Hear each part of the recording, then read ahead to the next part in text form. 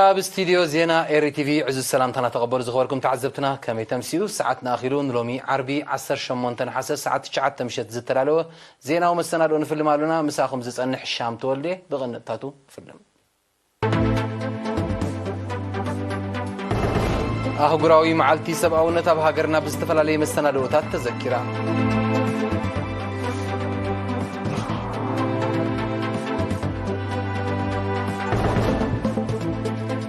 مينستر حرشام مسنا إذا حلف عمد بمن تصار نخونتات زناب زملكت وانا وحبرتها هيبو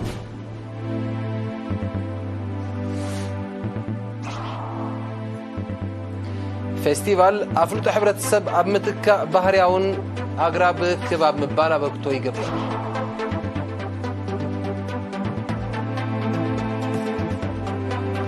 روسيا إيران كل مريا وزمدناتاتن كدنفعة تسمانيين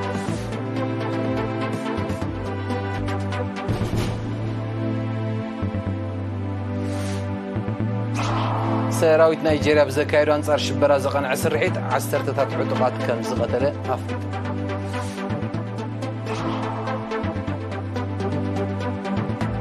حزباويت ريبوبليك تشاينا روسيان أب مبرغو بحري تشاينا حبرو لمد أكايدو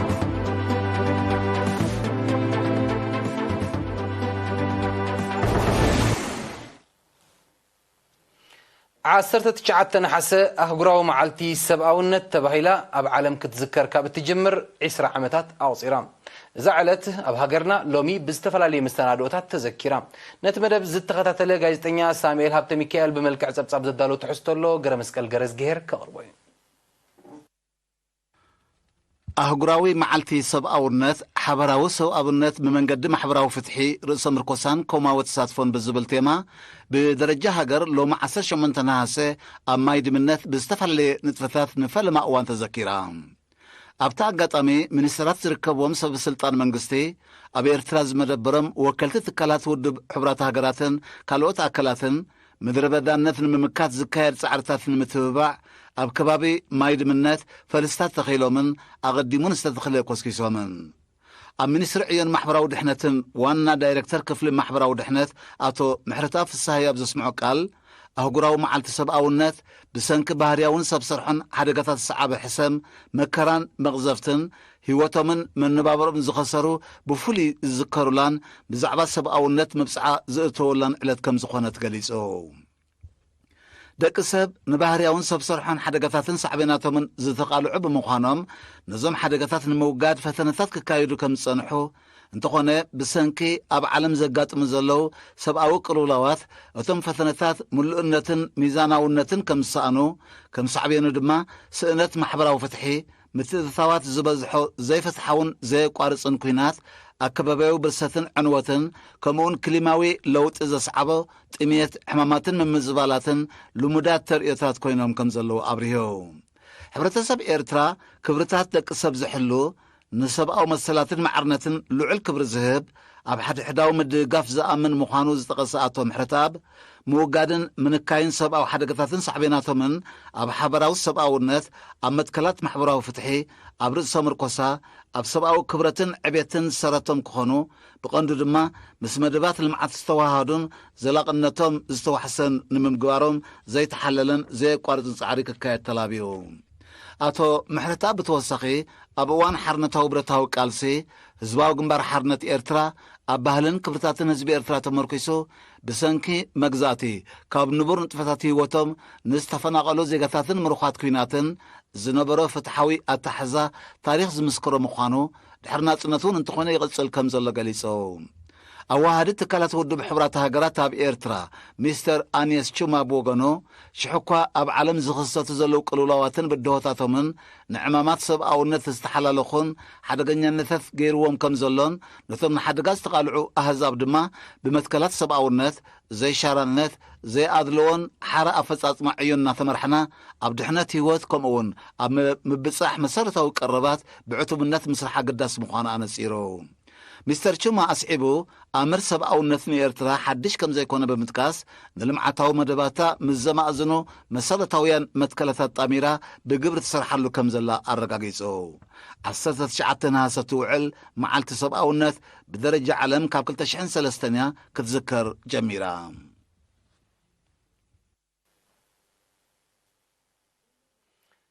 ሚኒስትር ሕርሻ ምስ ዝሓለፈ ዓመት ብምውድዳር ንኹነታት ዝናብ ዝምልከት እዋናዊ ሓበሬታ ሂቡም ህዝባዊ ርክባት ናይቲ ሚኒስትሪ ዝለኣኾ ትሕዝቶ ብመልክዕ ጸብጻብ ተዳልዩሎ ጋዜጠኛ ዮናስ አብርሃም ከቕርቦ እዩ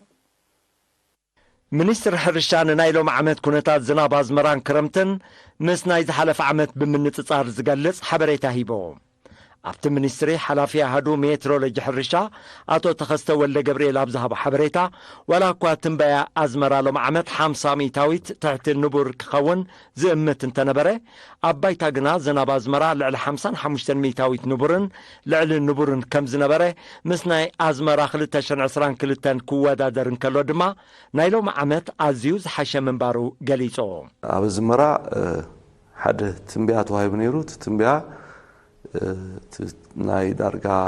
50 ሚታዊት ተኽሎታት ትሕቲ ንቡር 15 ተኽሎታት ከዓ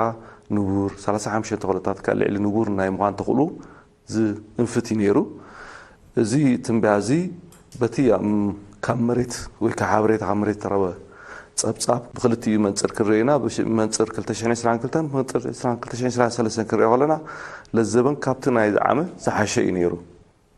ዳርጋት ንቡር ልዕሊ ንቡር ክድመር ከሎ ከባቢ 55 ሚታዊት መጽእ ትሕቲ ንቡር ከዓ ከባቢ 45 ኣቢሉ ይመጽእ ማለት 2022 ከዓ ንቡር ልዕሊ ንቡር ዝባል 21 ሚታዊት ነይሩ ትሕቲ ንቡር ከዓ 79 ብመሰረት ሓበሬታ ኣቶ ተኸስተ ንኩነታት ዝናብ ክራማት ካብ ሰነ ክሳብ መስከረም 2023 ዝምልከት ትንቢት ዝበዝሐ ክፋል ሃገርና ማለት 55 ሚታዊት ንቡርን ልዕሊ ንቡርን 45 ሚታዊት ድማ ትሕቲ ንቡር ዝናብ ናይ ምርካብ ተኽእሎ ከም ዝህልዎ ዝእምት ነይሩ ተኾነ ናይ ነዊሕ እዋን ትንቢት ብብዙሕ ክሊማዊ ኩነታት ዝጽሎ ብምዃኑ እቲ ዝሓሸ ሓበሬታ እቲ ናይ ሓጺር መዓልታት ከም ዝኾነ የበርህ ናብቲ ክረምቲ ኢልና ንጽውዖ ካብ ሰነ ስጋዕ መስከረም ዝርጋሕ ክንከይድ ከለና እቲ ናይ ዚ 4 ወርሒ ዝተዋህበና ትንበያ ንኤርትራ ኣብ ክልተ ዞና እዩ መቒልዋ ሓደ እቲ ንቡር ትሕቲ ንቡር ናይ ምዃን ተኽእሎ 45 ሚታዊት ነይሩ ንቡር ናይ ምርካብ ተኽእሎና ከዓ 30 ሚታዊት ትዕልዕሊ ንቡር ናይ ምርካብ 25 ሚታዊት ገይሩ ኣቐሚጥዎ ኣሎ እዚ ን4 ወርሒ ዝርጋሕ ስለ ዝኾነ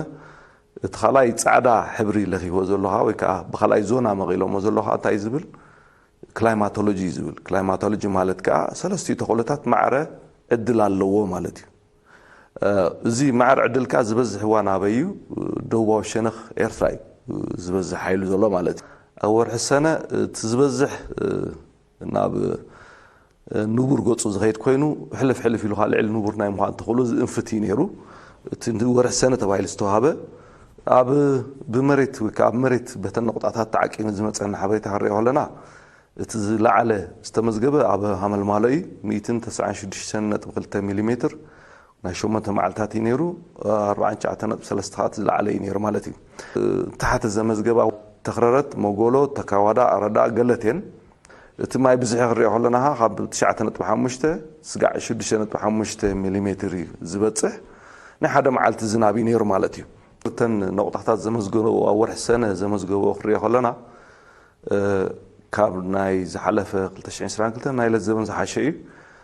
ዳርጋተን ልዕሊ ንቡር ዘመዝገባ 83 ሚታዊት በፅሓ እቲ ትሕቲ ንቡር ዘመዝገባ 17 ሚታዊት እየን ዝበፅሓ ካብተን ነቑጣታትና ማለት እዩ ብመንፅር 2022 ክንሪኦ ከለና እቲ ዝሓሸ እዩ ነይሩ ማለት እዩ ኣብ ወርሒ ሓምለ እተን ነቑጣታት ዘመዝገቦ ዝናብ ክንሪኦ ከለና እቲ ዝለዓለ 5 ዘመዝገባ ብሃገር ደረጃ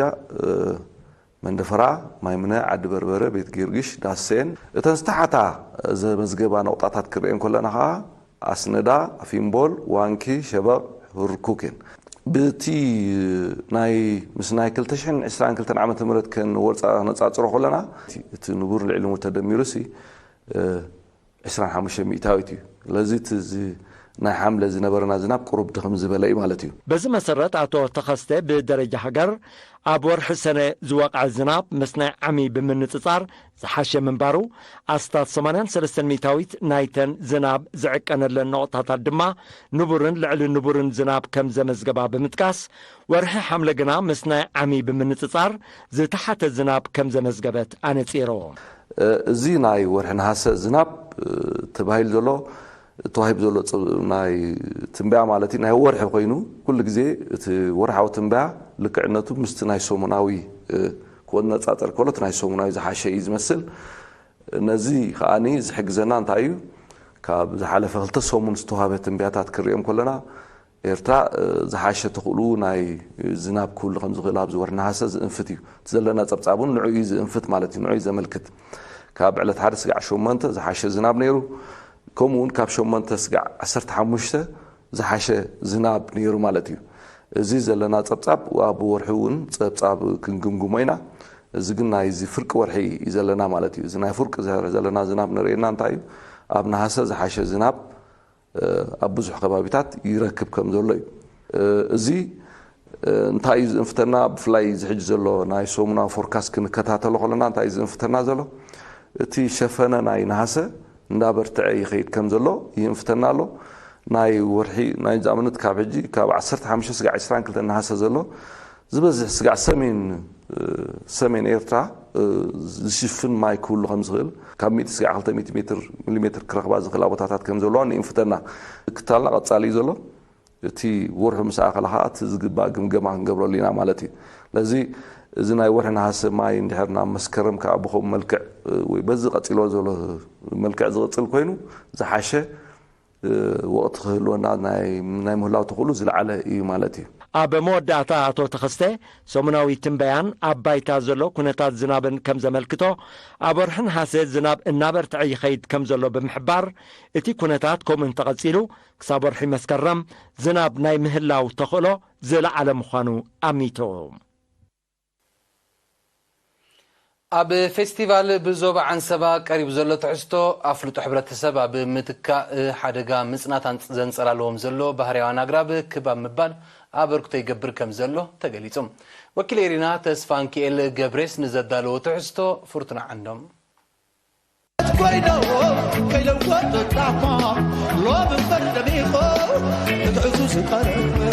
ኣብ ፌስቲቫል ኤርትራ 2023 ኣብ ኣዳራሽ ምርኢት ዞባ ዓንሰባ ቀሪቡ ዘሎ ንህሉ ኩነታት መበቆላውያን ኣግራብ ዝምልከት ትሕዝቶ ኣብ ምብራኽ ኣፍልጦ ሕብረተሰብ ብሓፈሻ ንምክንኻኖምን ምትክኦምን ኣብ ዝግበር ንጥፈታት ድማ ብፍላይ ጽልዋ ኣብ ምፍጣር ኣበርክቶ ከም ዘለዎ ኣካየድቲ ናይቲ ምርኢት ገሊጾም ኣብቲ ምርኢት ሓደጋ ምጽናት ዘንጸላልዎም ዘለዉ መበቆላውያን ኣግራብ ከም ድማ ኣውሊዕ ሰራው መቂዕ ዓየ ኣልጌን ሕመር ቀንጠብ ኣበንጉል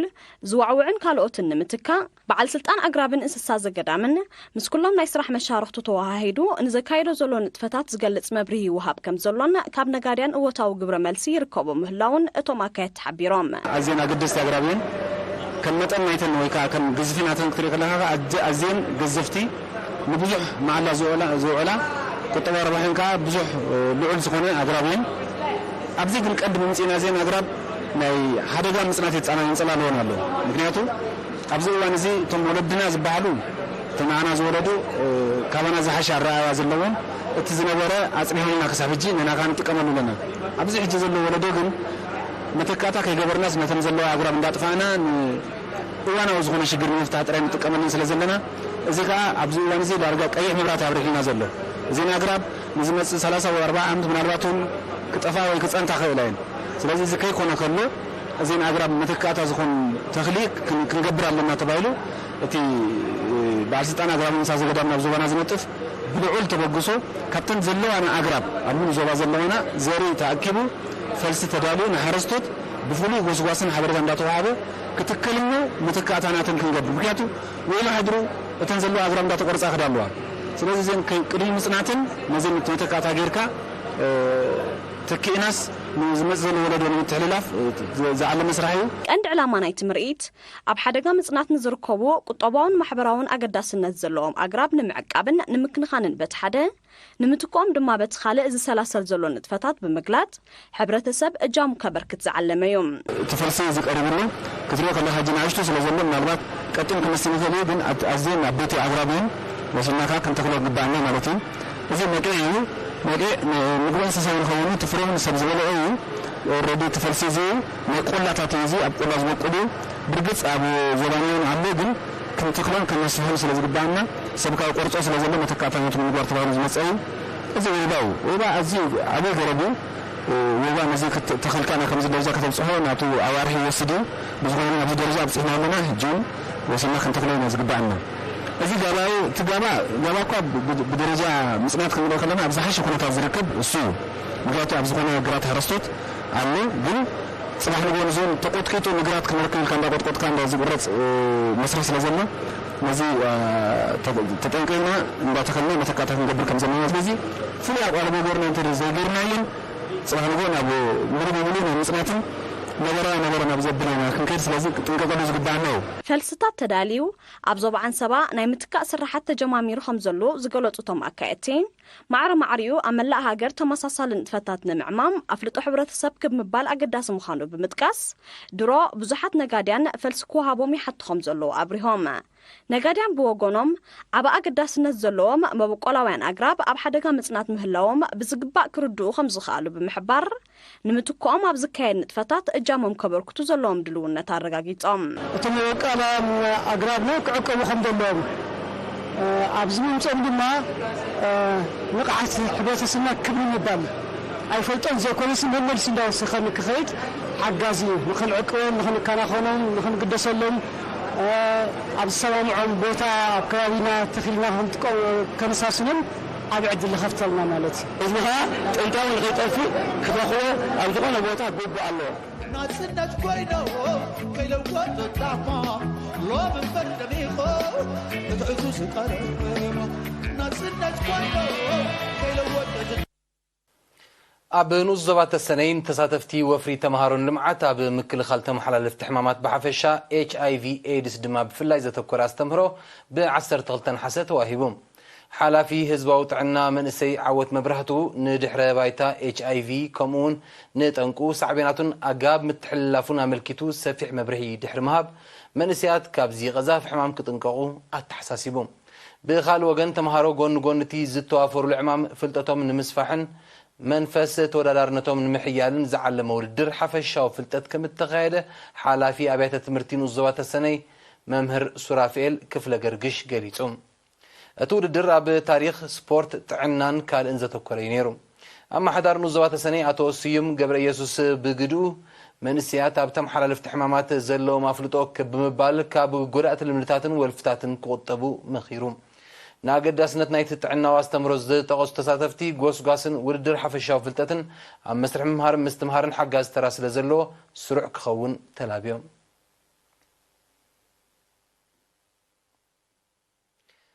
ዜና መስዋእቲ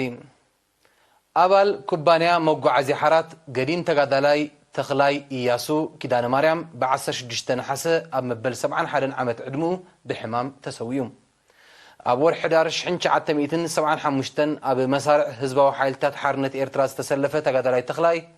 ቅድሚ ናጽነት ኣብ ክፍሊ መጓዓዝያን ተዋጋእ ሰራዊትን ድሕሪ ናጽነት ድማ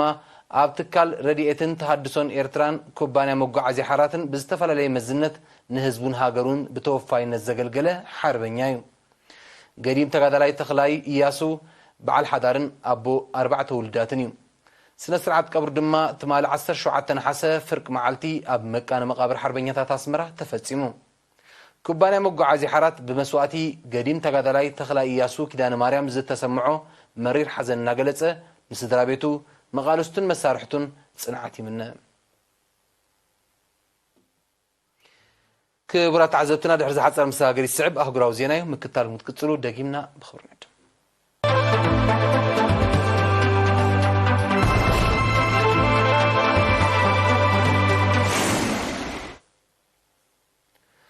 روسيان إيران كل مدياو زمدناتن كدنفعات تسمامعن اسم عزز تبصحه مرحتي كلتين هاجرات لومي 18 نحاسه اب زكايدو ناي تليفون زربيو كلتين هاجرات اب صلاتات صعات مغعازيا نقدي كالئن كتحغاغزا مخانن اب تركب انصيرن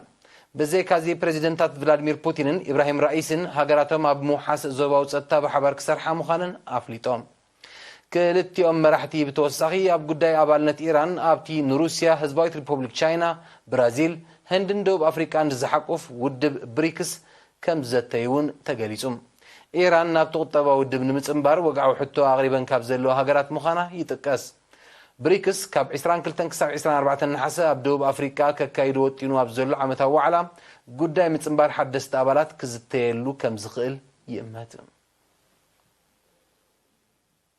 سراويت نيجيريا تمال 17 نحاسه بسميناوي كفال هاجرو بزكايدو انصار شبرا زقنع سفيح سرعيت 10 عطقات كم زقتله افليتم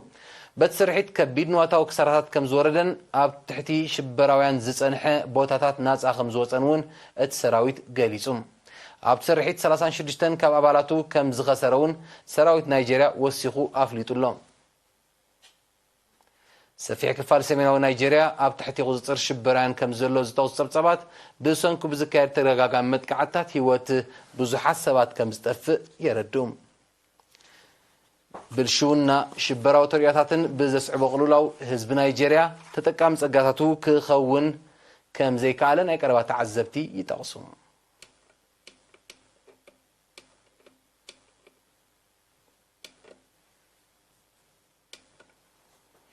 زيران مزام ارستاتون كدغملكم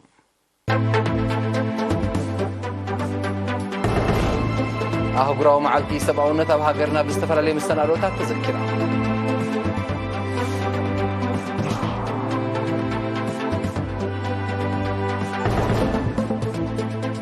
مينستر حرشا مسناي زحلف عمت بمنتصار نخونتات زناب زملكت وانا وحبرته هيبو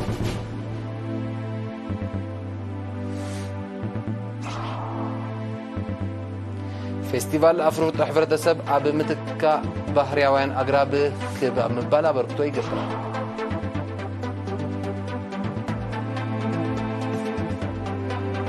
روسيا ايران كل مدياو زمدناتاتن كدنفعه تسمعنا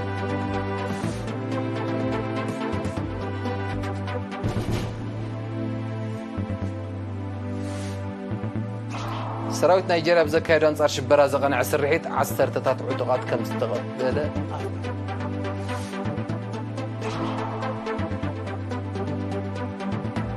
حزباويت ريبوبليك تشاينا روسيا ناب مبرقاو بحر تشاينا حبراو لبنبل